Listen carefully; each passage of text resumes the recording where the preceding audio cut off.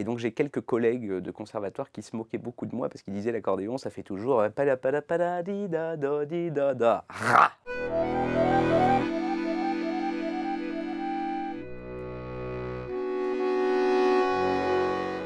J'ai reçu mon premier accordéon, j'avais 2 ans et j'ai toujours adoré ça, donc j'ai commencé à prendre des cours vers l'âge de 6 ans. D'abord parce qu'on a un rapport assez charnel avec lui, il est placé contre notre corde, c'est pas le cas de tous les instruments, on le sent vibrer beaucoup quand on est en train de jouer. C'est un des rares instruments polyphoniques qui peut non seulement tenir les sons, mais en plus de ça les gonfler.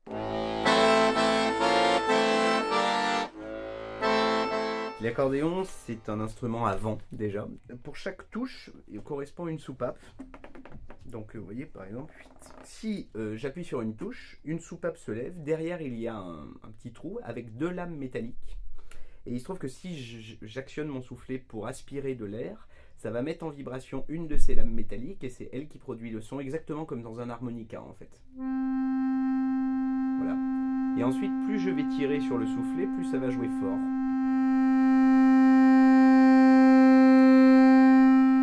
Ces boutons qu'on passe alors soit ici avec les doigts, soit ici avec le menton, ce qui est encore plus bizarre, on a un peu l'impression qu'on est en train de bugger sur quelque chose. Ben ça, ce sont des jeux, ça fonctionne exactement comme l'orgue.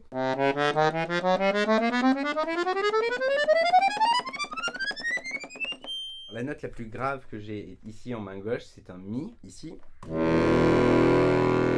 Voilà, et la note la plus aiguë, c'est un Sol. On peut faire ce qu'on appelle des distorsions. On peut faire des effets de ce qu'on appelle de Belovchek ou de trémolo de soufflet.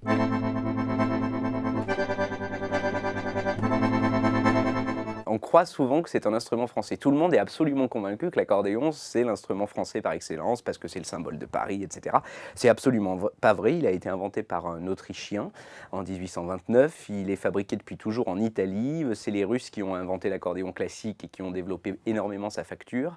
Et le continent sur lequel on en joue le plus, c'est l'Amérique latine. Donc ça n'a rien d'un instrument français. Ce qui est français, c'est le musette, le style musette qui est né à Paris il y a un siècle, par contre.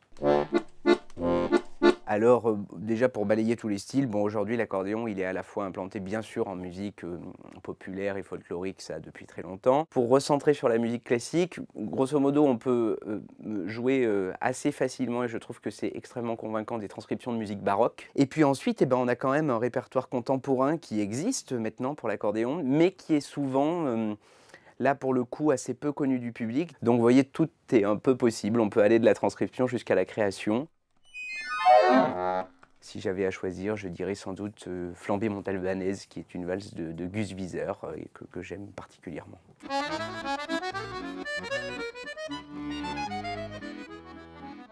Je dirais aussi à un débutant qu'avec un accordéon, on peut rapidement jouer des petits morceaux et se faire plaisir. Vraiment, la difficulté, c'est la gestion du souffle. Moi, un des premiers exercices que je faisais faire aux débutants en accordéon quand j'enseignais, c'est un filage de son, c'est-à-dire démarrer un son de 0. Ça c'est difficile à réaliser au départ, voilà, c'est une vraie contrainte. Après, par contre, pour ne pas lui mentir, je lui dirais que s'il veut vraiment un jour en jouer extrêmement bien, comme pour tous les autres instruments, il faudra travailler beaucoup et y passer beaucoup de temps.